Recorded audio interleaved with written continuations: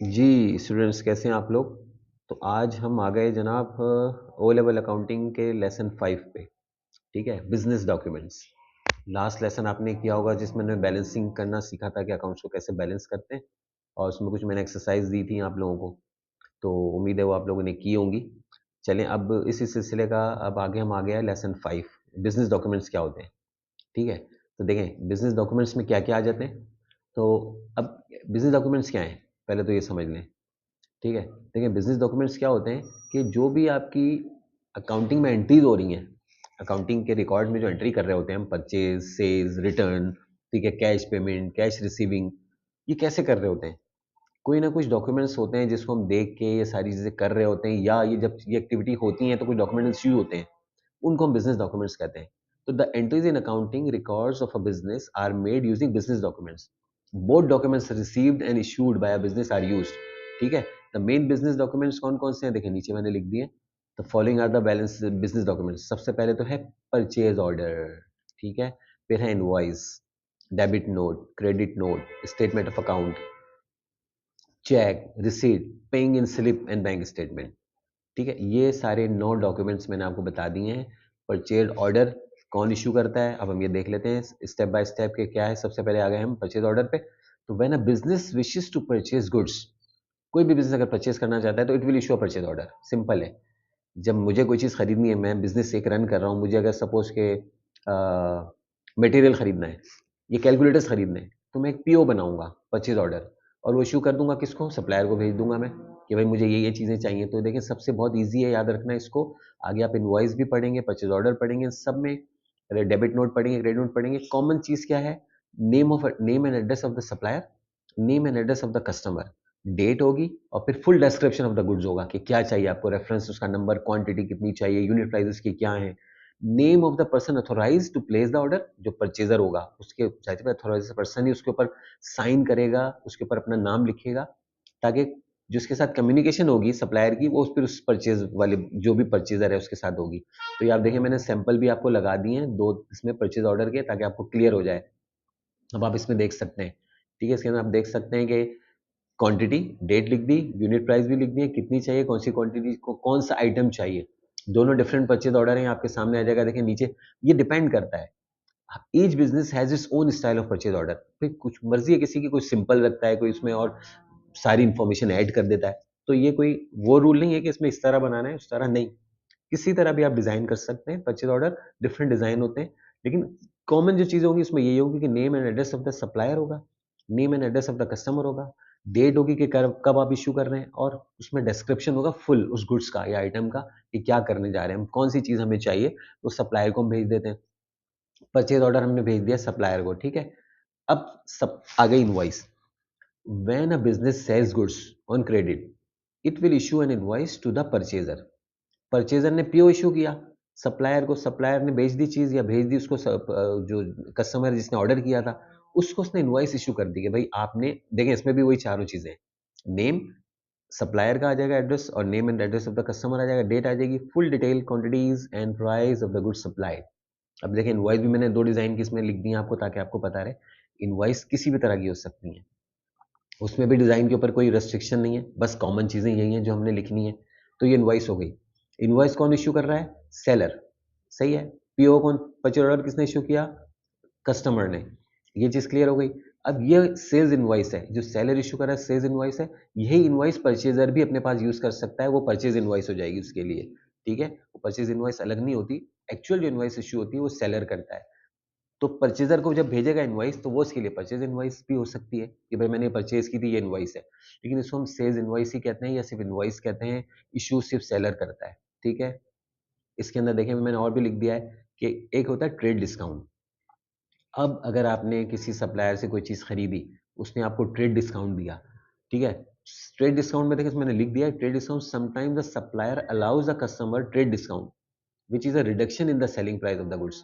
भाई कोई ऑफर लगी हुई है, आपने कहा ये खरीदे, इसमें 10% डिस्काउंट चल रहा है, तो वो डिस्काउंट ट्रेड डिस्काउंट है। ठीक है, the rate of the discount often increases according to the quantity purchase. अगर आपने बल्क क्वांटिटी परचेज किया तो ट्रेड डिस्काउंट भी उसी तरह ज्यादा भी हो सकता है, 5%, 7%, 10% पे भी जा सकता है। ठीक है, ताकि कस्टमर्स बाय इन बल्क, ज्यादा से ज्यादा क्वांटिटी परचेज की जाए। It is also given to businesses in the same trade who would not be prepared to pay the full rate as they need to make a profit. देखें इसका क्या मतलब हुआ कि एक ट्रेड डिस्काउंट उनको भी दिया जाता है जो सेम बिजनेस में अगर आपका परचेजर है ना, अगर स्टेशनरी आप खरीद रहे हैं और स्टेशनरी आप सेल करते हैं तो आपको ट्रेड डिस्काउंट देगा ताकि आप जितने की उस चीज पे प्रिंट हुआ है आप उसको उतने की बेचेंगे तो आपको क्या होगा। देखिए कुछ चीज़ों के ऊपर आपने देखा होगा जो है ना सेलिंग प्राइस लिखा हुआ होता है, ठीक है। अगर जितने की सेलिंग प्राइस आपने लिखी है उतने की बेचेंगे और ट्रेड डिस्काउंट पीछे आप ले चुके हैं, यानी कि जो प्राइस लिखी है उससे कम आपने पीछे उसमें परचेज कर लिया, तो जब आप उतने ही की चीज़ बेचेंगे तो आपको फायदा होगा ना, वो प्रॉफिट हो जाएगा आपका। तो सेम बिजनेस के अंदर एक सप्लायर दूसरे कस्टमर को इसलिए भी दे देता है डिस्काउंट कि जो जो प्रिंट हुए हुए रेट जब वो बेचेगा तो उसको पूरे पैसे मिलेंगे जो लिखे हुए हैं, तो उसको पैसे उसको प्रॉफिट हो जाएगा क्योंकि उसने चीज़ ली होगी ट्रेड डिस्काउंट के साथ जो कि कम की पड़ी होगी, तो ये भी होता है। ठीक है। अच्छा, ट्रेड डिस्काउंट को हम कहीं अकाउंटिंग बुक में रिकॉर्ड नहीं करते। Just please keep it in mind कि trade discount is not recorded in the books of account. ये सिर्फ और सिर्फ reduction in the invoice price होता है। आपको बस जो डिस्काउंट दिया उसने वो उसमें मेंशन कर देगा और आपको एक अमाउंट इनवॉइस के ऊपर मेंशन हो जाएगा। वो अमाउंट जो इनवॉइस पे होगा जो आपने पे किया है वही आप बुक ऑफ अकाउंट में रिकॉर्ड करेंगे। ठीक है। ट्रेड डिस्काउंट को हम अकाउंटिंग बुक में रिकॉर्ड नहीं करते, ये सिर्फ कैलकुलेशन में यूज होता है और reduction in the selling price होता है। अब difference between trade discount and cash discount मैंने इसीलिए लिख दिया कि तक कंफ्यूजन ना हो। It is important to distinguish between cash discount and trade discount. Trade discount is shown as a deduction on the invoice बस। Cash discount is not shown as a deduction on an invoice as it is only allowed if the invoice is paid with in a set time limit. जैसे अगर आपने कोई चीज़ purchase की, ठीक है, उसमें 10 दिन का क्रेडिट लिमिट है आपके पास और उसमें लिखा है कि अगर आप 10 दिन के अंदर दे देंगे तो आपको 2% कैश डिस्काउंट मिलेगा। तो जब आपने खरीदने के 10 दिन के अंदर अंदर पेमेंट कर दी तो वो 2% और मिलेगा आपको, वो कैश डिस्काउंट होगा। वो हम अकाउंटिंग बुक में रिकॉर्ड भी करेंगे, ठीक है। और उसको कैश बुक में हम आगे जब पढ़ेंगे कैश बुक तो उसमें मैं आपको बताऊंगा कहाँ रिकॉर्ड होता है और जनरल एंट्रीज में भी रिकॉर्ड होगा, कैश बुक में भी रिकॉर्ड होगा। क्योंकि कैश डिस्काउंट को हम अकाउंटिंग बुक में रिकॉर्ड करते हैं, ट्रेड डिस्काउंट को नहीं करते। क्योंकि trade discount at the time of purchase होता है और परचेज हो रही होती है क्रेडिट पे, तो वो सिर्फ और सिर्फ इनवॉइस के अंदर डिडक्शन शो करके आपको दे देगा इनवॉइस। आपने जो इनवॉइस में ट्रेड डिस्काउंट के बाद जो अमाउंट बना वो पे कर दिया आपने सप्लायर को, ठीक है, तो बात खत्म हो गई। यानी आपने वो इनवॉइस तो ले ली, अब आपने पेमेंट, चले क्रेडिट की बात कर रहे हैं ना, तो क्रेडिट कस्टमर क्या करता है, उसने चीज ले ली, अमाउंट आ गया इनवॉइस के ऊपर, ठीक है। अब सपोज के 5 लाख की आपने कोई चीज खरीदी, ट्रेड डिस्काउंट उस पर 10% आपको मिल गया, ठीक है। 5 लाख पे 50,000 आपने निकाल दिए तो 450,000 की इनवॉइस आपके पास आ गई। अब आपने अपने अकाउंटिंग बुक में जो सेल रिकॉर्ड करेंगे या परचेज रिकॉर्ड करेंगे तो वो 450 की करेंगे, ठीक है। आपने परचेज की, 50,000 का आपको डिस्काउंट मिला, वो ट्रेड डिस्काउंट, हाँ, कैश डिस्काउंट नहीं, क्योंकि पेमेंट तो आपने अभी की नहीं है ना, तो कैश डिस्काउंट तो नहीं हो सकता। 450 की आप अपनी अकाउंटिंग बुक में एंट्री कर लेंगे कि ये आपने जो परचेज की ये 450,000 की, ठीक है। अब आपने अगर क्रेडिटर ने आपको, सप्लायर ने 10 दिन का टाइम दिया है कि 10 दिन में अगर आप पेमेंट कर देते हैं तो मैं 2% और कैश डिस्काउंट दूंगा, वो कैश डिस्काउंट होगा। तो अब आपने अगर वो 450,000 की पेमेंट 10 दिन के अंदर अंदर कर दी तो आपको 2% कैश डिस्काउंट मिलेगा। अब आपने 450 की जगह 2% लेस करके पेमेंट करनी होगी, वो कैश डिस्काउंट होता है और वो रिकॉर्ड भी होता है। आप अपनी अकाउंटिंग बुक में शो करेंगे उसको कि इतनी टोटल पेमेंट थी 450 की, जो कि 2% कैश डिस्काउंट लेस करने के बाद इतनी बनी, तो कुछ अमाउंट चला जाएगा जो 2% है वो उसमें डिस्काउंट रिसीव में, और बाकी चला जाएगा बैंक से पेमेंट में। आगे हम इसको डिस्कस करेंगे, ठीक है। अब आ गया जनाब डेबिट नोट और क्रेडिट नोट भी आगे आप पढ़ेंगे, देखें ये बहुत इंपॉर्टेंट चीज़ है डेबिट नोट, इसको समझ लें। डेबिट नोट और क्रेडिट नोट में यूजुअली कंफ्यूजन होती है कि ये डेबिट नोट डेबिट क्यों कहलाता है और वो क्रेडिट नोट क्रेडिट क्यों कहलाता है। देखें, द कस्टमर शुड चेक, अब आपने कोई चीज़ खरीदी, ठीक है, अब आपने कोई चीज़ खरीदी, goods receive are in a satisfactory condition and that they are exactly what was ordered in respect of price quantity and quality, ठीक है, हमेशा चेक करता है। The supplier must be informed of any shortage, overcharge और fault. Suppose आपने कोई चीज़ खरीदी उसमें, अच्छा जब आप खरीदेंगे परचेज करेंगे ना तो आप एंट्री क्या बनाएंगे, क्रेडिट पे परचेज आपने की, परचेज डेबिट, और उसका अकाउंट क्रेडिट हो जाएगा किसका, सप्लायर का, ऐसे ही है ना, क्योंकि लायबिलिटी है। अब आपने कोई चीज़ रिटर्न कर दी, फॉल्ट थी, फॉल्टी थी, तो आपने रिटर्न कर दी, सपोज 10,000 की कोई चीज़ रिटर्न कर दी, तो अब आप क्या करेंगे, अपने पास अकाउंटिंग में क्या एंट्री करेंगे, परचेज को रिटर्न करेंगे ना, तो परचेज रिटर्न करेंगे तो परचेज तो डेबिट होता है क्योंकि वो एक्सपेंस है। अब जब आप रिटर्न करेंगे तो ये अपोजिट हो गया, तो परचेज डिक्रीज हो रही है, यानी कि परचेज रिटर्न को आप कर देंगे क्रेडिट, और क्या करेंगे, डेबिट किसको करेंगे, जो लाइबिलिटी आपने at the time of purchase credit की थी, उसको रिटर्न करते वक्त डेबिट करेंगे क्योंकि लायबिलिटी डिक्रीज हो रही है और डिक्रीज इन लायबिलिटी होती है डेबिट। ठीक है, तो अब आपने आपने क्या किया, सप्लायर के अकाउंट को डेबिट किया, तो यही डेबिट करने का मतलब आप डेबिट नोट इशू कर देंगे। इस तरह याद रखें आप कि आप जो परचेजर है वो डेबिट नोट इशू करता है। ठीक है, तो इसमें देखिए मैंने इसीलिए लिख दिया, इसीलिए इसको डेबिट नोट कहते हैं, याद रखने में आसान हो जाता है। तो supplier must be informed of any shortage overcharge. अब क्या है, this is done by issuing a debit note to the supplier. तो कस्टमर जो है डेबिट नोट इशू करके सप्लायर को भेज देगा। देखिए इसमें भी सारी वही चीजें आ रही हैं, नाम, name and address of the supplier, name and address of the customer, date, full detail of the quantities, सब ये सब चीजें आ जाएंगी उसके अंदर। ठीक है ना, अगर ये चीज क्लियर हो गई, ये डेबिट नोट था। अच्छा जी, डेबिट नोट के बाद अब हम आ जाते हैं क्रेडिट नोट पे। अब देखें डेबिट नोट अगर समझ में आ गया तो क्रेडिट नोट भी समझ में आ जाएगा। When goods are return reported faulty और where there has been an overcharge on an invoice, the supplier may issue a credit note. अब सप्लायर जो है ना, देखिए सप्लायर किसको, अब सप्लायर इशू कर रहा है क्रेडिट नोट, जो कस्टमर है वो डेबिट नोट इशू कर रहा है। तो सेम चीज देखें अप्लाई हो रही है अब किसके ऊपर, सप्लायर के ऊपर। ठीक है ना, तो अब सप्लायर जो है वो क्या इशू करेगा, क्रेडिट नोट। क्यों, सप्लायर जब सेल करता है क्रेडिट पे तो अपने पास कस्टमर को डेबिट करता है, यानी कि वो ट्रेड रिसीबल होता है इसका, और सेल्स को क्रेडिट करता है। अब किसी भी कस्टमर ने उसको कोई चीज रिटर्न कर दी, ठीक है कर दी, तो अब देखें वो ये क्या करेगा, सेल्स क्रेडिट होती है क्योंकि इनकम है, तो इसका जो रिटर्न है वो डेबिट हो जाएगा क्योंकि वो डिक्रीज इन सेल हो रही है। ठीक है, तो सेल्स रिटर्न को डेबिट करेंगे और जो कस्टमर है उसके अकाउंट को कर देंगे क्रेडिट। तो अब जब उसके अकाउंट को क्रेडिट करेंगे तो एक क्रेडिट नोट इशू हो जाएगा। ठीक है, तो ये समझ में आ जाएगा इस तरह।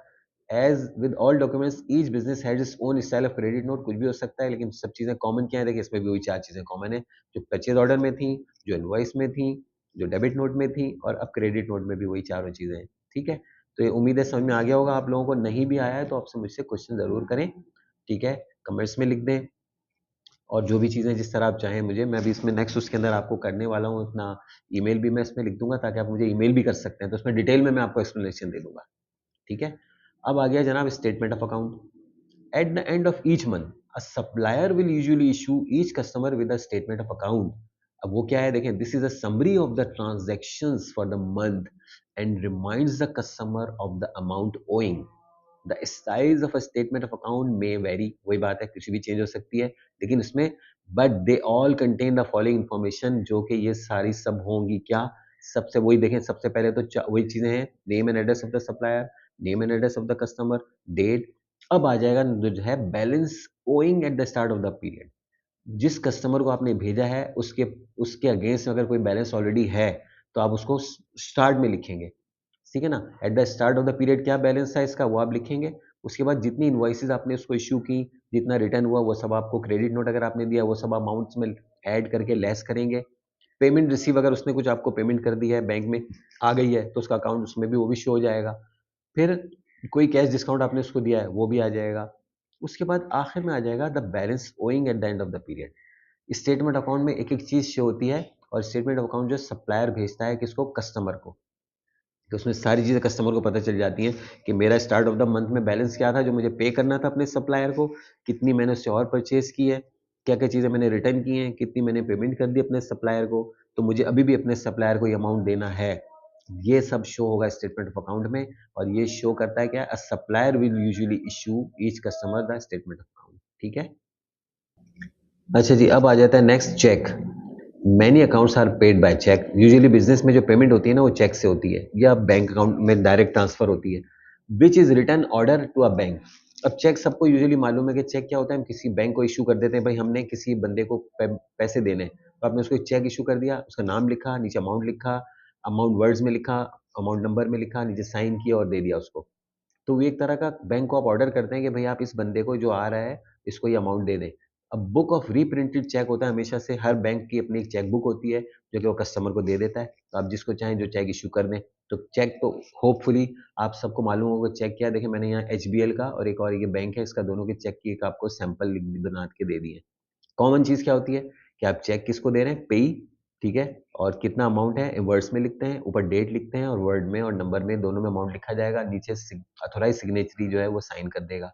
बस ये आपने इशू कर देना है। तो each cheque has a counterfoil attach. Cheque book आप देखेंगे ना तो उसमें जब चेक फाड़ते हैं निकाल देते हैं तो साइड में एक छोटा सा एक वो रह जाता है पार्ट, पोर्शन, उसको हम कहते हैं काउंटर फॉइल। उस पे भी आप वही सारी डिटेल लिखते हैं जो चेक पे लिखते हैं। तो जब कल को आपको ये देखना हो कि भाई नेक्स्ट टाइम मुझे क्या, मैंने किसको कौन सा चेक इशू किया, किस डेट में किया, कितना अमाउंट था, तो आप काउंटर फाइल चेक कर लेते हैं। तो इससे ये भी एक डॉक्यूमेंट हो गया। काउंटर फाइल से चेक कर सकते हैं आपने किस किस को कितनी पेमेंट कर दी है थ्रू बैंक। ठीक है। अच्छा जी, अब ये आ गया रिसिट। कि receipt is a written acknowledgement of money received. अब सबको पता है अगर आप किसी को पैसे देंगे तो आपको प्रूफ तो चाहिए, तो आप उसकी वो रिसिट आपको इशू करेगा। act as a proof of payment, ठीक है। where goods are sold for cash, the customer is usually provided with a receipt. It is not necessary for a business to issue receipt for amount paid through the banking system. Banking system में अगर किसी को payment कर रहे हैं तो receipt इसलिए जरूरी नहीं होती कि अंडरस्टूड होता है बैंक एक लीगल, ऐसी बात है, एक चैनल है, उसके थ्रू जो भी पेमेंट होती है वो अथॉरिटी होती है, उसके बाद सब चीज़ें रिकॉर्ड होती हैं, बैंक स्टेटमेंट में रिकॉर्ड हो रहा होता है, बैंक उसको वो कर रहा होता है कि भाई पेमेंट हो चुकी है। रिसिट यूजुअली होती है अगर आपने कैश पेमेंट किसी को किया तो एक रसीद दे देता है। जब आप ये तो आपने किसी शॉप पे भी जब आप गए होंगे तो आपने कोई बुक खरीदी सपोज किसी भी स्टेशनरी शॉप से, तो आप अगर नहीं भी कहते उससे ना, तो कुछ ऐसे बुक स्टॉल हैं बड़े, वो खुद आपको एक छोटी सी कंप्यूटराइज रिसिट दे देते हैं, वो कैश रिसिट होती है। तो वो कैश जब भी किसी को पे करते हैं तब भी वो रिसिट इशू कर सकता है, तो उसको हम कैश रिसिट कहते हैं या रिसिट कह लें। ठीक है, एक तरह का आपका प्रूफ है कि भाई आपको पेमेंट आपने उसको दे दी, जो भी है जिसको देनी थी आपको, और सप्लायर को, उसने आपको रिसिट इशू कर दी। अब है पेइंग इन स्लिप। ये यूजुअली जब आप बैंक जाते हैं ना, देखें आगे हो सकता है आपको ना मालूम हो, लेकिन अगर आप, हो सकता है कभी आप किसी के साथ भी गए हो बैंक, तो बैंक में जब आप कैश या चेक जमा कराते हैं तो एक स्लिप फिल करते हैं। ठीक है, उसे हम पेइंग इन स्लिप कहते हैं। When a customer deposit cash और cheque into the bank, they must present a completing paying in slip at the same time, वहीं से फिल कर सकते हैं आप। अच्छा, कुछ पेइंग स्लिप ऐसी होती हैं जिसके लेफ्ट साइड पे एक पोर्शन होता है और राइट पे आपको फिल करके देंगे, तो उसी तरह वो आपको राइट साइड जब आपको फाड़ के दे देंगे, लेफ्ट साइड पे आपको स्टैम्प करके दे देगा, वो आपके पास प्रूफ रहेगा कि ये पेइंग इन स्लिप आपने ये चेक या कैश बैंक में जमा कराया। और आजकल बैंक क्या कर रहे हैं, दो तीन कॉपीज होती हैं, वो इशू आपको फिल करनी होती है एक साथ, वो रखी होती हैं वहीं पे काउंटर पे, वहां से आप लेंगे, फिल करेंगे, उसके नीचे ऑटोमेटिकली कार्बन प्रिंट होता है। जब आप ऊपर वाली फिल करेंगे ऑटोमेटिकली नीचे दूसरी और तीसरी पे वो प्रिंट आ जाएगा। तो जब आप वो लिखेंगे उस पर भी आप, इवन आप नोट्स भी लिखते हैं, अब आप उसके अंदर आ गया, अब आप 1000 का नोट कितने दे रहे हैं, 5000 के नोट कितने दे रहे हैं, 500 का कितने, वो आप उस पर लिखते हैं, टोटल करते हैं, अपने साइन करते हैं, एनआईसी लिखते हैं, अपना फोन नंबर लिखते हैं, बैंक को दे देते हैं। बैंक चेक करता है कि कितना आपने कैश दिया या कौन सा आप चेक दे रहे हैं, वो उस पर स्टैम्प करता है, आपको एक स्लिप आपको दे देगा, तो आपका प्रूफ हो जाएगा। पेइंग इन स्लिप ये होती है, जब भी आप बैंक में जाके कैश या चेक जमा कराएंगे किसी के भी अकाउंट में, तो आप पेइंग इन स्लिप फिल करते हैं। ठीक है। लास्ट है जनाब बैंक स्टेटमेंट, जो कि ये क्या है, ये बैंक स्टेटमेंट सिर्फ और सिर्फ अथोराइज बैंक इशू करता है अपने कस्टमर्स को। At the end of each month bank issue bank statement to the business which shows all the debit and credit entries and reflects the banking transaction by the business into the bank. It also shows direct debit and direct credit to the bank. ये भी मैं आपको बाद में discuss करेंगे, direct debit credit क्या होते हैं। डायरेक्ट डेबिट मैं आपको बता देता हूँ, डायरेक्ट डेबिट वो होते हैं जैसे किसी ने डायरेक्ट, बैंक ने आपके अकाउंट से पैसे काट लिए, उसे हम डायरेक्ट डेबिट कहते हैं। या आपने इंश्योर अथोराइज किया हुआ है बैंक को कुछ पेमेंट करने के लिए, इंश्योरेंस की, स्कूल की फीस, वो हर डेट में डायरेक्ट वहां से डिडक्ट करके और पे कर देता है।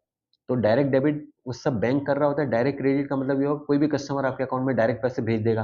तो जब बैंक स्टेटमेंट आएगी ना, तभी आपको सामने पता चलेगा कि अच्छा ये मेरे अकाउंट में पैसे आए हैं और ये मेरे अकाउंट से पैसे गए हैं। तो सारी चीजें बैंक स्टेटमेंट में शो हो रही होती हैं। आपकी सारी बैंक की हिस्ट्री, जितनी भी आपने बैंक में पैसे आपके आए, आपने किसी को चेक इश्यू किया, आपने किसी, आपके अकाउंट से पैसे बैंक ने डिडक्ट किए, वो सब डिटेल बैंक स्टेटमेंट में आ रही होती है। हर बैंक की अपनी एक स्टेटमेंट का स्टाइल होता है। वो बैंक स्टेटमेंट भी एक डॉक्यूमेंट है जिससे आप सारी चीज़ें अपनी पूरी कैश बुक आगे पढ़ेंगे, उसको रिकनसाइल करते हैं, उसको अपडेट करते हैं, तो बैंक में सारी चीज़ें ये सामने आ रही होती हैं। तो जनाब ये सारे हमने इस बिजनेस डॉक्यूमेंट डिस्कस कर लिए।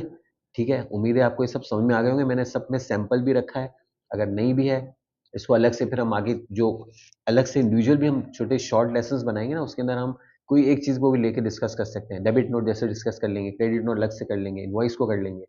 ठीक है, अभी तो हमने according to the Cambridge syllabus, मैं बार बार कहता हूँ कि पूरा कैम्ब्रिज का सिलेबस है, आप जाके उसको कैम्ब्रिज की वेबसाइट पे जाएं और उसको चेक करें। पूरा अकॉर्डिंग टू द सिलेबस हम चल रहे हैं ताकि कोई चीज़ भी रह ना जाए। और फ्रॉम स्क्रैच जो भी स्टूडेंट पढ़ना चाहता है अकाउंटिंग, वो हर लेसन को शुरू से भी पढ़ सकता है। और अगर वो चाहता है मैं डायरेक्ट बिजनेस डॉक्यूमेंट समझूँ, तो डायरेक्ट इस लेसन को भी अप्रोच करके तो देख सकता है यूट्यूब से। ठीक है, तो ये हो गया जनाब आपका end of lesson business document. इसमें आपने बिजनेस डॉक्यूमेंट सारे समझ लिए, सब आपको मैंने एक्सप्लेन कर दिए हैं, और उम्मीद है कि सब क्लियर हो गया होगा आप लोगों को। नेक्स्ट लेसन अब हमारे आ रहे हैं, एक है बुक्स ऑफ प्राइम एंट्री, फिर 7 पे ट्रायल बैलेंस आ रहा है। ठीक है, इंशाल्लाह फिर आपको जल्दी मुलाकात होगी और मैं कोशिश कर रहा हूँ कि अब वीक में आपको 2-3 लेसन मिलते जाएँ। तो उससे ये होगा कि आपकी जल्दी से तैयारी भी होगी क्योंकि आप लोगों के एग्ज़ाम भी अब आ रहे हैं और अप्रैल में डेट भी आ गई है, मई-जून में एग्ज़ाम है, तो इंशाल्लाह तैयारी करेंगे और नहीं तो इसके बाद कोशिश तो मेरी है कि सिलेबस पूरा हो जाए और उसके बाद फिर हम एग्ज़ाम के लिए अलग से भी कोशिश करेंगे, बीच में कुछ चीज़ें मैं डाल दूँ और इस सेशन के बाद फिर डिटेल में हम आगे चीज़ें लेके चलेंगे, ठीक है? तो अब जो भी चीज़ हो आप लोगों की मुझे कमेंट्स और जो भी हैं अगर कोई इम्प्रूवमेंट के लिए कोई सजेशन है, आपकी कोई रिक्वायरमेंट्स है अलग से कि भई हमें ये चीज़ें देखनी है, ये चीज़ समझनी है, कोई पर्टिकुलर सब्जेक्ट है, टॉपिक है, आप मुझे बता सकते हैं, उसी पे हम कोई लेसन बना देंगे, ठीक है? कर लेंगे इंशाल्लाह। चलें फिर नेक्स्ट लेसन में फिर मुलाकात होती है, तब तक के लिए अल्लाह हाफ़िज़।